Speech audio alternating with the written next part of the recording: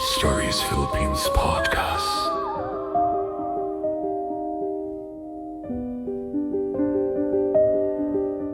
A darkness permeates this episode, touching on scenes and themes some may find deeply unsettling. Listener discretion is absolutely necessary. The faith of a nation is not a small thing. It is a tectonic plate beneath a sprawling archipelago, a deep, silent foundation of cultural identity. When that foundation begins to shake, the cracks appear not only in the government halls and marketplaces, but in the very sacred structures meant to offer eternal refuge. Think of a Catholic school.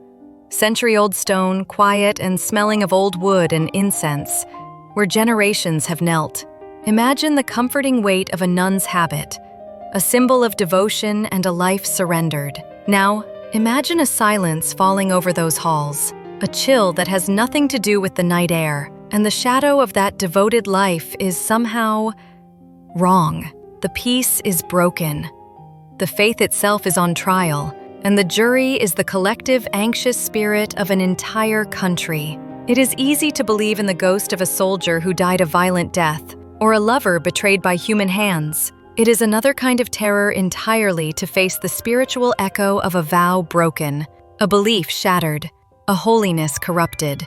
In the Philippines, a nation molded by centuries of deeply layered Catholicism, the ghost of a corrupted cleric or a lost nun is not just a spirit of the dead. It is a symbol of profound institutional fear. It suggests that even the most sacred covenants can be undone, and that even the most consecrated ground can be soiled by a despair so absolute it cannot rest. The year is 1985. The air in Manila is thick with a different kind of humidity, one born of political tension. Outside the towering walls of the Arzobispado, the palace of the Archbishop, crowds gather in numbers that could no longer be ignored. Whispers of scandal, of unchecked power, and of dark maneuvers in high places have become shouts. The church, the most trusted of all institutions, finds itself in an impossible position. Across the Pacific, in the tiny sovereign state known as the Vatican, the ancient marble halls are also buzzing with concern. Rome has a history of walking a tightrope with regimes both brutal and benevolent, always seeking to protect its faithful while maintaining a political neutrality that often feels like silence. Documents arrive from the Apostolic Nunciature, the Vatican's diplomatic mission, to the Filipino bishops. These communications, written in careful, deliberate language, urge caution. They suggest a focus on moral guidance, on avoiding direct confrontation. The core message is clear.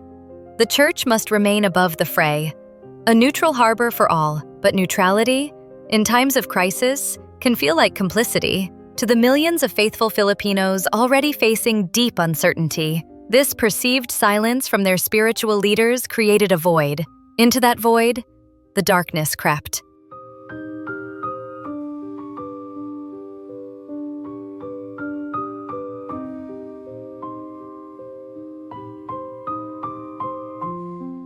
In a country where faith is intensely personal yet profoundly public, the pressure on the local bishops was immense. They were shepherds caught between the wolf of a powerful regime and the growing disillusionment of their flock. This tension, this internal fracture of faith, is the precise environment where true horror takes root. When the moral authority of the Church trembles, the paranormal manifestations that follow are not merely frightening. They are existential. They challenge the very idea of sanctuary. Imagine a Spanish-era cathedral, its dark, worn wooden doors standing taller than any two men. Within its cavernous interior, the air is perpetually cool, thick with the scent of beeswax and the metallic tang of old brass. This is a place where every shadow holds centuries of whispered confession. Yet now, a different kind of story circulates. It is the story of the praying mother, not a statue, but a ghostly figure, her face obscured by the huge fold of her veil, seen kneeling at the altar long after the last candle has been snuffed.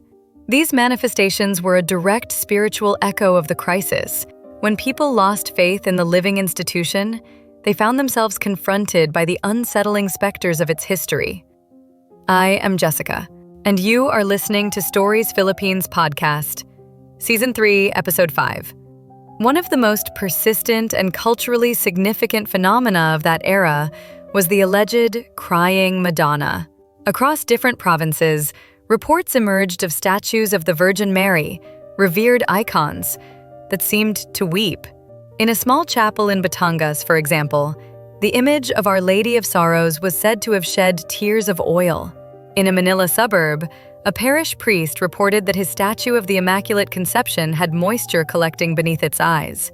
These stories quickly spread beyond the control of any official statement, becoming a powerful form of folk communication. People interpreted the tears as a sign. The Mother of Christ was weeping for the nation, for the suffering, and perhaps most disturbingly, for the spiritual disarray within the church itself. The scientific explanation offered later involved humidity, condensation, and the natural properties of the paint and plaster used in the statue's construction. But logic is a small thing against collective fear. In a country where the Virgin Mary is often seen as a protective, sorrowful mother figure, her weeping confirmed the people's darkest fears.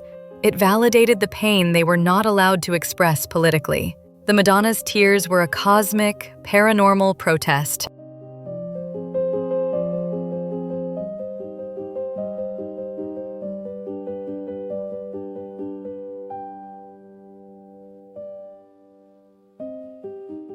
Consider the experience shared by Ms. A teacher in a well-known private Catholic high school in Batangas, a school with a dark history that serves as a profound example of how historical trauma settles into the walls of a building. Her school was not simply a place of learning. It was a complex layering of suffering, a former Japanese military camp, a hospital, a cemetery, and now a school nearing its centennial. Buildings that have absorbed so much human trauma become psychic sponges. Ms. A was assigned a classroom near the dead end of a hallway, next to a vacant, perpetually closed room rumored to be home to a restless presence. It was a space so intensely charged that a student had reportedly been possessed there recently. Every day, a black, indistinct shadow would pass her long, glass-paneled classroom window and double door. It was a routine, unnerving mystery. The figure came from nowhere and went nowhere, for the hallway ended just past the vacant room. Every day was a puzzle for me, wondering who was passing and where they were going, she wrote. On the last day of the school year, while saying goodbye to her students, she saw more than a shadow. Standing by the outer door, she saw the clear, solid image of a nun. The figure was clad in the traditional black habit, head bowed, seemingly with a slight smile. Ms. A assumed it was one of the school's governing sisters, but the stillness of the figure was unsettling. She watched her for a long time, the nun positioned side view, facing the hallway. When Ms. A quickly went to open the door, the figure turned and walked away. She ran to the second door to intercept her, only to open it to an empty hallway. The nun was gone. She checked the vacant room, but it too was empty. The teacher concluded that the nun was the black shadow she saw daily, and on the last day, the spirit finally chose to reveal itself clearly. The nun ghost is a recurring archetype in Filipino Catholic school hauntings, often representing the stringent discipline, the lost vows, or the hidden suffering beneath the facade of piety. In Ms. A's school, the intersection of military horror, the hospital's lingering pain, and the cemetery's repose creates a vortex, and the nun is a powerful, dark sentinel caught in its grip.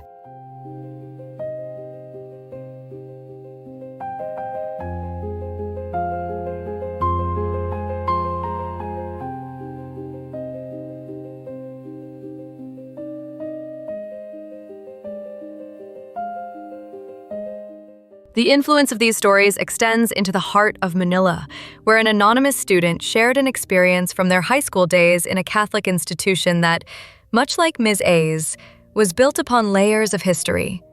A cemetery, a hospital, a market, and finally a school. This layering of purposes, from the repose of the dead to the commerce of the living, only magnifies the residual energy trapped within the foundation. This particular story focuses on an evening class teacher on the 3rd floor, returning around 9:30 in the evening to lock the library, long after the 9 o'clock dismissal for the evening students. As the teacher reached the top of the stairs, the library door to their right, they saw a small child standing directly in front of the door. It was too late for any student to still be on the premises. The teacher, an adult in charge, approached and asked the child why they hadn't gone home. The child did not answer. The teacher offered to call the parents, but the child remained silent. It was only then that the teacher noticed the child looked much younger, like a student from the grade school division, not high school. They approached the child to look at the identification card.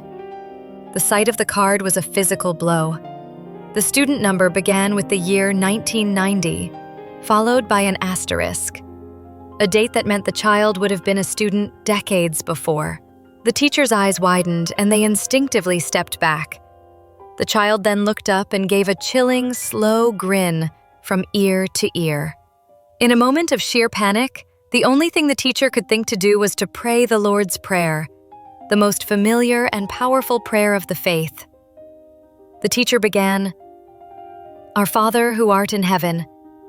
The child's voice, a grating whisper, cut through the night. "There is no Father who art in heaven."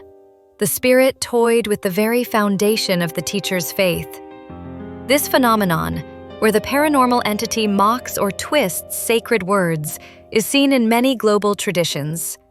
It is a calculated act of spiritual warfare, aiming not just to frighten, but to corrode the deepest sense of security and belief. The teacher, encountering a ghost of the past, was also facing a spiritual challenge to the present.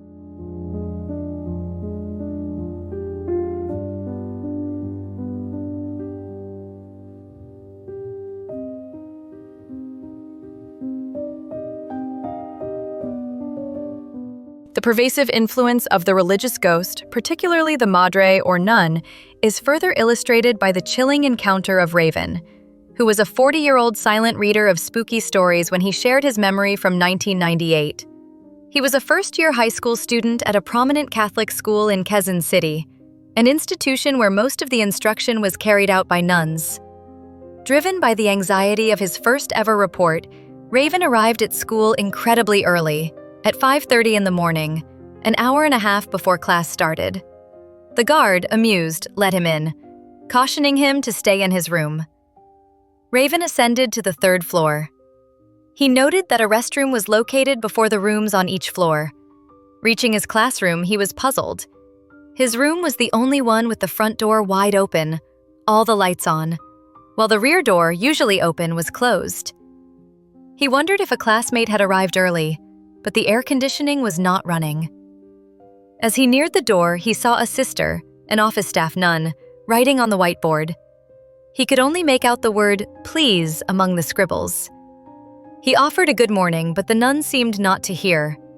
He left his things at his desk and went to the comfort room, his mind already racing with questions. He was surprised to see the nun there, as he knew she was supposedly on sick leave. He returned to his room after a few minutes, focused on texting his parents to let them know he had arrived safely. His attention was drawn back to the whiteboard. The nun was gone. He reasoned that she might have gone to a different room or downstairs, though he was near the stairs and didn't hear her distinctive high-heeled shoes on the tiled floor. He looked at the clock. 5:50 in the morning. Still quite dark outside. Finally, he looked at the whiteboard to see what the nun had written. The moment he read the words, a literal chill ran through his entire body.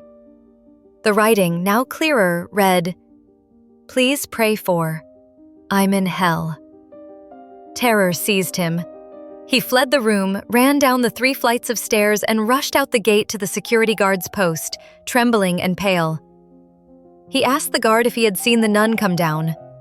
The guard's reply sealed his terror.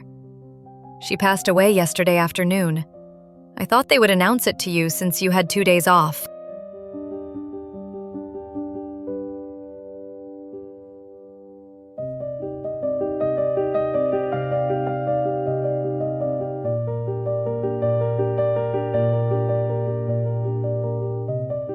The spirit had come, not for personal torment, but to issue a desperate, heartbreaking plea for intercession. The detail that the nun was on sick leave suggests a possible protracted illness, perhaps one she felt had diminished her spiritual fortitude, leading to the fear of damnation. Raven's body reacted violently to the encounter. He could not concentrate, his report was ruined, and he was struck with a high fever. His parents, seeing his genuine, deep fear, had to face the possibility of transferring him out of the school. The encounter was not merely a ghost sighting, it was a devastating intrusion of a tortured soul, the ghost of a failed vow, into the vulnerable space of a young man. In a massive Catholic school in Camarines Sur, another story unfolds across 2 separate years, submitted by Dread, which illustrates the vulnerability that comes with a loss of institutional trust. In the 9th grade, Dread and his friends Shuana and Junella routinely used the comfort room before going home. Finding the ones on the 3rd and 2nd floors locked, they resorted to the 1st floor, the junior high comfort room near the busy canteen. Inside, with only 2 of them present, a disembodied female whisper came from his right ear, sounding like a plea for help. "Sister." Shuana immediately asked if he heard the voice, confirming it was real. They fled, leaving their friend Junella to eat alone, who, in her disbelief, dismissed their fear. The ghostly cry for help speaks of a traumatic event bound to that secluded space, a voice that only reveals itself when the space is quiet and vulnerable.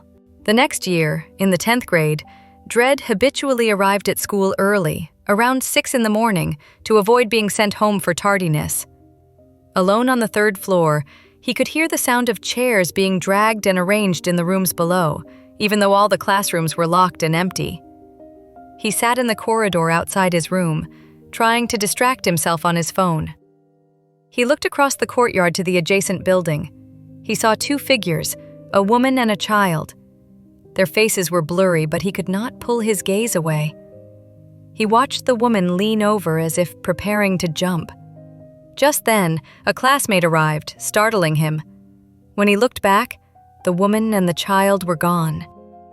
This was not a passive ghost, but a graphic, terrifying echo of a suicidal or traumatic death, witnessed only in the stillness of the early morning.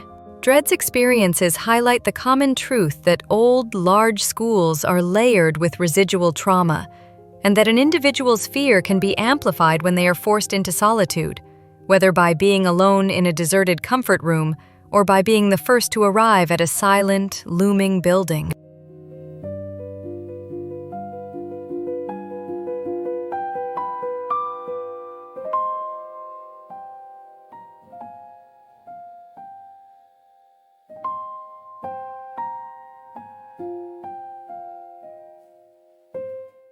The dark background of political instability, loss of institutional faith, and the residual trauma of historical events create a distinct spiritual atmosphere. When the soul is unsettled, its fear often manifests as dreams, a different form of haunting that strikes at the core of the subconscious. Maury, a former writer of horror stories, found himself caught in a repetitive, symbolic nightmare. His decision to stop writing, feeling a loss of style and motivation, may have been a subconscious retreat from the dark, brutal themes he explored, a necessary spiritual defense. His dreams were a deep dive into the very core of his religious anxieties. In his recurring dream, he is in a large Catholic church, packed with people listening to the sermon. Suddenly, the pews begin to move forward, driving the congregation out of the main sanctuary. He finds himself transported to a different Catholic church, an intensely white, spacious interior with no pews, a place he perceived as a sacred area. 2 priests in red vestments are there, one man kneeling before them, seemingly being blessed.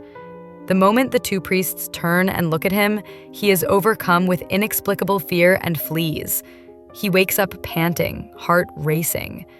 The dream repeats, with only minor differences in time, place, and the appearance of the priests.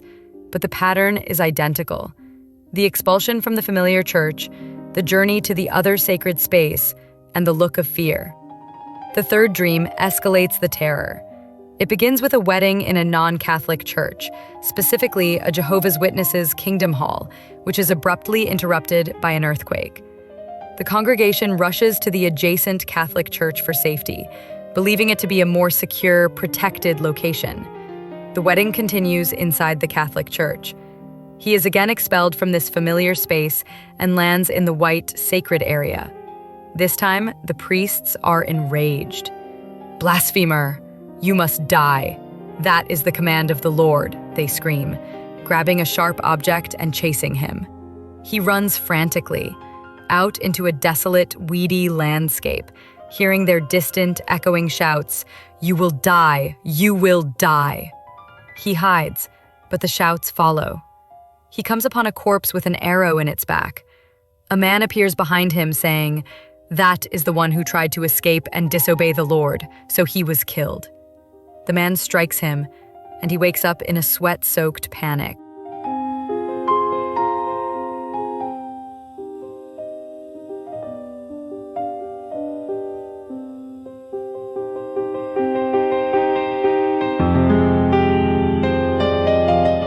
This is a powerful reflection of the institutional crisis. The dream uses the imagery of the Catholic Church, the predominant religion, to stage a narrative of rejection and persecution.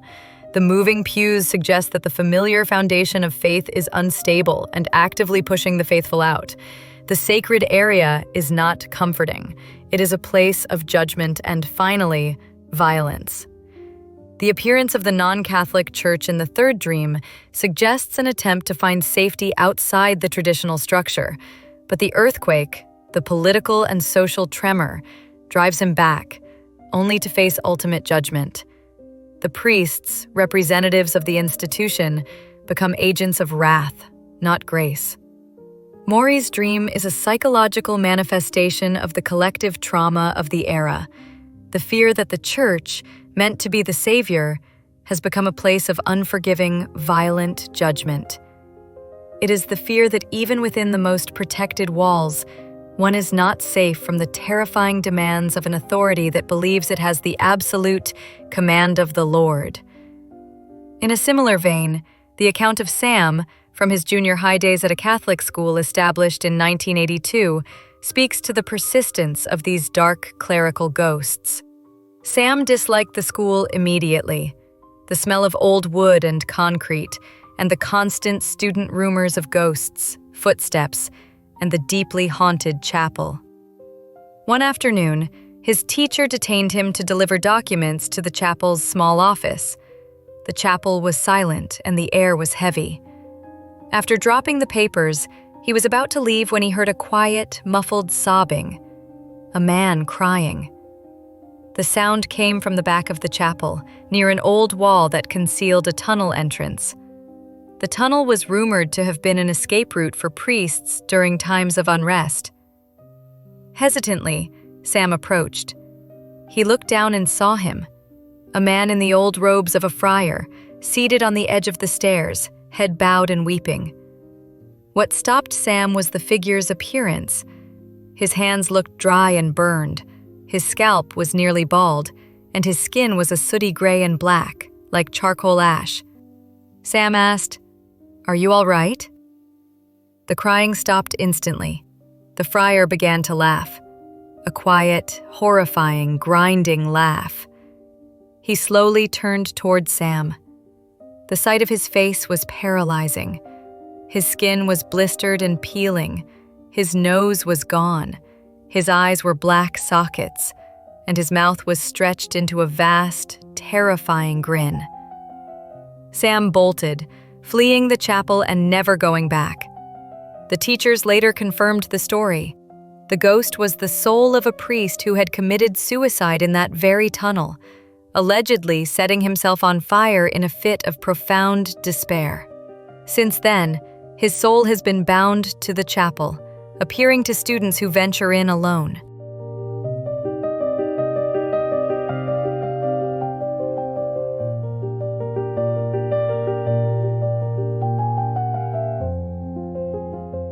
This is the ultimate dark background of the religious ghost. Not just a soul that died in violence, but one that died in spiritual despair, breaking the most sacred vow to God. The burning is a clear symbol of damnation, a torment so intense that it cannot be contained by death. The ghost is a terrifying, physical manifestation of a crisis of faith, the very real fear that a priest, a shepherd of souls, could lose his own to eternal torment. The influence of the Catholic institution on personal life is also felt through the haunting of living spaces. The Avo shared her story from 2021, during the pandemic, when her family was forced to move into a rented house.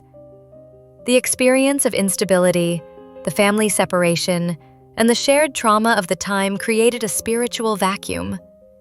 The house itself was new and modern, but it contained a sinister element. The Tito and Kuya began listening to horror stories before bed. Following this new routine, both men, sleeping in the bottom bunk of a double-deck bed, had a similar experience of night paralysis, where they saw a woman standing at their feet while being unable to move. The Avo had her own experiences.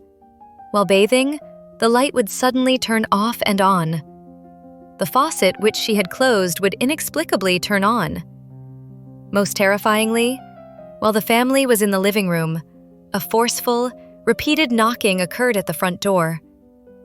Since the gate was closed, the knock was impossible to explain. When her aunt finally opened the door on the third knock, no one was there. But a sudden, violent burst of wind carrying sand rushed into the house. Her aunt immediately stopped the men from listening to horror stories, recognizing that their focus on the macabre had opened a door. The persistent haunting, despite the presence of saints and rosaries in the house, speaks to an intelligent entity that was drawn in by the focus on fear and instability. It is a frightening caution that fear itself can be a powerful invitation. The pervasive nature of this spiritual anxiety is not confined to the city or the classroom. Catholic schools frequently require their students and staff to attend spiritual retreats and recollections, often held in remote, secluded retreat houses. These places, intentionally quiet and often old, become a crucible for fear. Ray recounted his experience during a high school retreat held in a new location in Tagaytay.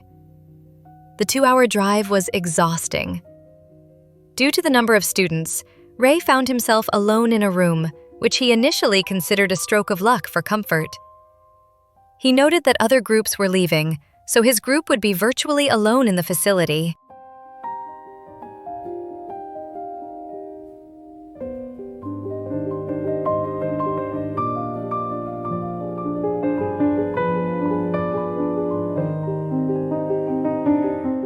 As he was about to insert the key to his room, there was a sudden, sharp knock from inside the room. He froze, his hair rising, his entire body paralyzed. The tension broke when a classmate called out to him, but the certainty that the knock came from the door directly in front of him remained an unsettling question. He finally opened the door. A strong gust of wind rushed out, even though the windows were closed and heavily curtained. Ray felt a heavy, oppressive sense that something was physically trying to prevent him from entering. He was too tired and hungry to heed the warning. After a 2-hour nap, he began to get ready for dinner. He examined the cabinets, noting they were dusty and looked unused for years, an observation that seemed inconsistent with a working retreat house. One cabinet contained an extra pillow that looked soiled. Later, a classmate named Jim asked him who his roommates were. When Ray said he was alone, Jim seemed confused and stopped walking. Ray was later alone in a hallway where his was the only room with no outside light. He went inside and tried to find the light switch for the exterior lamp. He tried all the switches until he found one inside a cabinet. On a hunch, he flipped it. The entire room plunged into darkness. The electricity was completely gone. In the pitch black, he reached for the switch and found that it had vanished, seemingly disintegrating into thin air. His heart exploded with panic. With no cell phone for light, as they had been confiscated for the retreat, he turned toward the door, only to be confronted by a terrifying apparition. A white woman, seemingly crying and pleading for help. He screamed and was struck with tears and fear, only to be interrupted by a knock and a voice, "Time to eat." The lights instantly returned. Ray fled the room and joined his classmate Isaac. The experience is a classic encounter with a residual haunting that escalates into an intelligent haunting. The oppressive feeling and the internal knock were warnings. The disappearance of the switch after turning off the power is a terrifying, tangible violation of reality. The final, ghostly appearance of the pleading woman, framed by the sudden return of the lights, solidifies the supernatural core of the place. Retreat houses, with their deep history of human emotion and isolation, are perfect nesting grounds for such powerful, emotionally charged entities. This theme of the haunted retreat house is echoed by Taylor Sleep, who shared two separate experiences. The first was during a fourth-year high school retreat at a traditional Quezon City retreat house. On the first night, during an activity, Taylor Sleep felt a heavy pressure on their back. Their classmate, who claimed to have the sight, was behind them and said a small child was playing with them. Moments later, other classmates noticed something chilling: red scratches near Taylor Sleep's neck. The classmate confirmed the child was clinging to their back.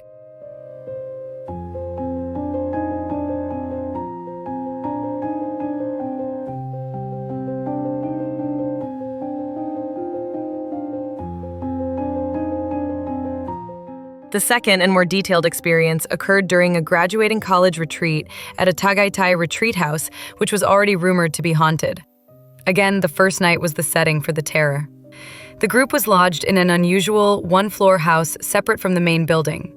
Curfew was strictly enforced by the nuns. Taylor Sleep woke up to their partner, who was huddled under a blanket on the spacious bed, calling their name. "There's someone in the comfort room," she whispered, trembling. She had been waiting for the person to leave the shared bathroom for a long time. She heard the faucet turn on and off.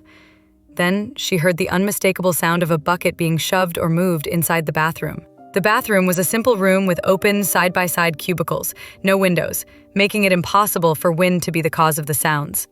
The partner was genuinely terrified, pale and sweating cold. They both stayed awake until dawn. In the morning, they and others checked the bathroom. It was empty. The account of the sounds was confirmed by another blockmate who heard someone enter the bathroom in the middle of the night but ignored it. The ghost in the bathroom is a figure often linked to privacy, shame, or a hidden distress, much like the weeping friar in the chapel tunnel. In a Catholic environment that emphasizes spiritual formation and personal reflection, the bathroom, a place of intense personal solitude, becomes a space where hidden anxieties and unseen entities manifest. It suggests that even in moments of profound privacy and vulnerability, a person is not truly alone. A fascinating variation on the religious ghost comes from Pussy Lover during an elementary school retreat in Antipolo, where he described himself as a good boy who greeted every nun he met. He encountered two nuns in dark blue habits who greeted him back. Moments later, he greeted another nun who wore a brown habit and a larger veil, but she ignored him completely. The first two nuns rushed back to ask him who he was talking to. When he pointed out the third nun who had entered the kitchen, they asked him if he had a third eye. He replied that he only had two. He then asked them why their uniforms were different, some dark blue, others brown, and why one had a larger veil. They told him to ignore it and go play. This immediately suggests a difference between the living staff and a spiritual entity. Later, during a quiet self-reflection activity, a classmate began to scream and cry hysterically, pointing at a nun and repeating, "There she is again!" The other students, who could not see anything, dismissed the crying student as seeking attention. Pussy Lover, however, realized who the crying student was pointing at. When the screaming student was asked where the ghost was, he pointed and said, "She is right beside you."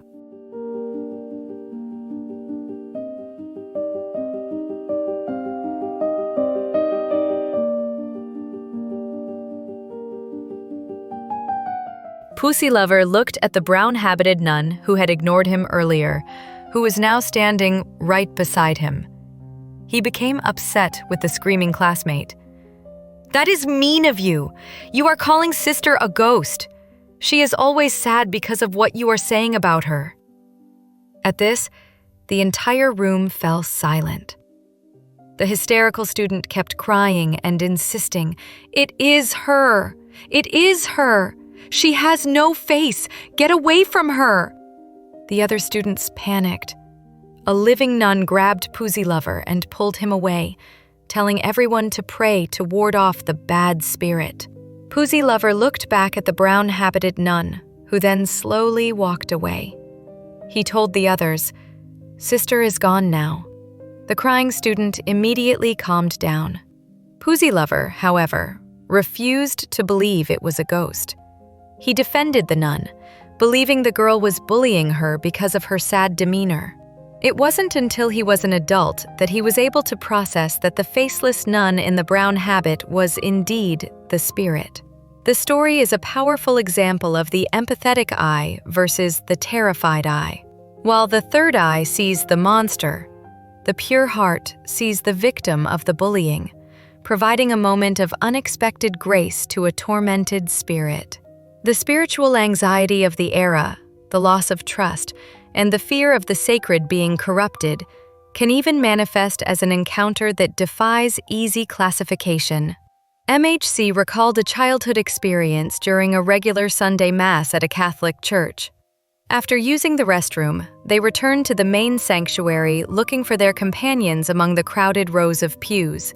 As MHC walked down the central aisle, they noticed several elderly people, well-dressed but not in a nun's habit, appear in the middle of the church.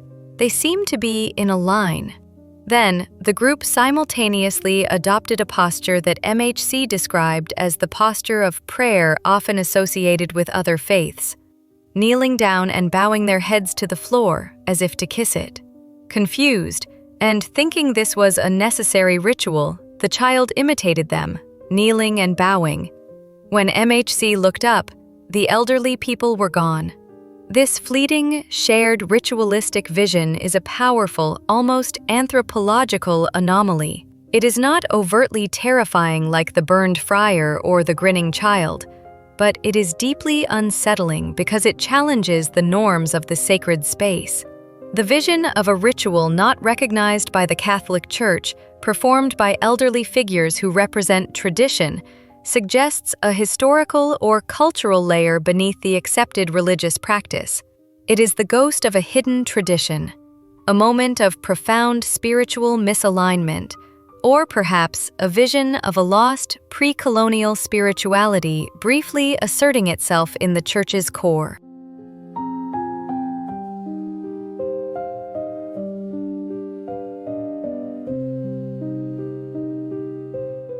The constant thread weaving through these Filipino stories is the concept of a haunting that is deeply intertwined with institutional decay and cultural trauma. The ghosts are not random. They are manifestations of society's most profound fears: the priest who cannot save his own soul, the nun whose piety has failed her, the child lost in a system that no longer protects. These stories draw a direct, nonlinear line from global historical connections to personal, terrifying encounters. The political and ecclesiastical pressure on the Vatican and the Filipino bishops to remain neutral created a spiritual instability. This institutional silence became a metaphysical echo in the form of weeping statues and corrupted, restless spirits. The sheer cultural saturation of Catholicism means that when faith becomes corrupted, the resulting horror is absolute. It is the terror of realizing that the ultimate place of safety, the church, the school, the convent, is now the ultimate source of danger. The figures of ultimate goodness, the priest, the nun, the Virgin Mary, have become symbols of sorrow, judgment, or outright demonic imitation. The analysis of these narratives must also consider the power of collective trauma. Filipino society has endured a history of colonialism, war, and political upheaval that have left a deep spiritual residue. When a building, a religious order, or a retreat house is tied to a violent past, the memories of that suffering become a tangible spiritual element. In the stillness of the night, when the light of the outside world is gone and the mind is left to its own thoughts, these stories become more than mere folklore.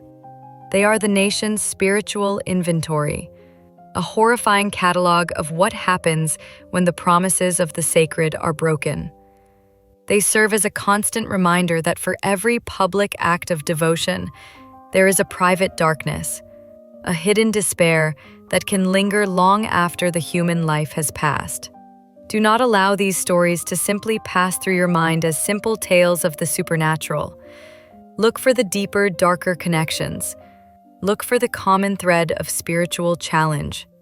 The crying Madonna, the suicidal friar, the grinning child in the hallway. They are all asking the same question.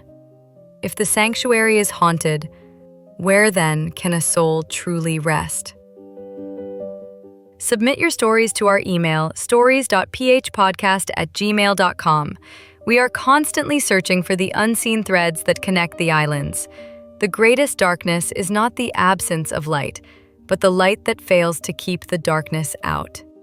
Find show notes and support options in the description. Access exclusive content on Patreon. Follow us on social media for daily folklore facts. What is the ultimate fear? The terror of a soul lost to eternal fire?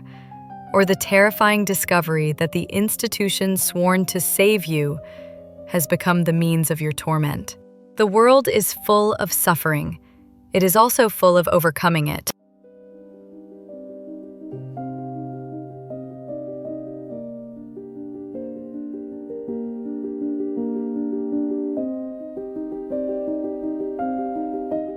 We'll continue our journey through the shadows of Philippine history and folklore in the next episode, where old stories meet new questions, and the line between myth and memory blurs once more. If you enjoyed this episode, please like, subscribe, follow, and share the podcast so more listeners can find these stories. Your support matters. If you can, consider supporting the show financially. You'll find ways to contribute in the show notes, from one-time donations and monthly memberships to buying merch or tipping through the links provided. Every bit helps keep production going and lets us dig deeper into the archives, interview more voices, and bring richer soundscapes to future episodes. Join our online community, too. Leave a review, comment with your own local legends, or send questions and research tips. We read everything and often feature listener stories in upcoming episodes. Follow us on social media for episode updates, behind-the-scenes content, reading lists, and occasional live chats where you can ask questions directly. Thank you for tuning in and walking with us through these dim corridors of history and folklore. Keep your lights low and your curiosity sharp, and be mindful of the shadows tonight. Until the next episode, take care, listen closely, and let the old stories keep you company.